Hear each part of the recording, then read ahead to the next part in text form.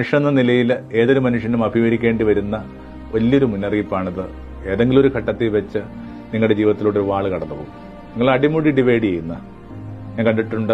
ഇങ്ങനെ തിരമാലകളിൽ ഈ കട്ടമരമൊക്കെ ഇങ്ങനെ രണ്ടായിട്ട് പിളർന്നു പോകുന്നത്. ഈ കട്ടമരം കണക്ക് നിങ്ങളുടെ ജീവിതത്തെ രണ്ടായിട്ട് പിളർക്കുന്ന ഒരു സഹനാനുഭവം ഏതോ ഒരു ജീവിത മുഹൂർത്തത്തിൽ ഓരോരുത്തർക്കും വേണ്ടി കാത്തുനിൽപ്പുണ്ടാകും. ഇതിങ്ങനെ ഭയപ്പെടുത്താൻ വേണ്ടിയുള്ള വിചാരമല്ല.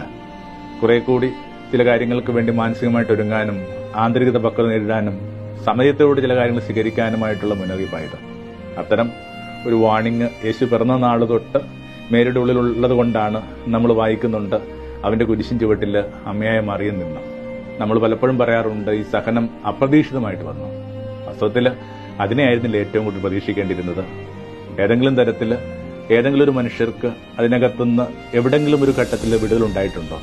എന്നിട്ടും എന്തുകൊണ്ടാണ് നിങ്ങൾ നിങ്ങളുടെ സഹനത്തെ അപ്രതീക്ഷിത അനുഭവം എന്ന് പറയുന്നത്?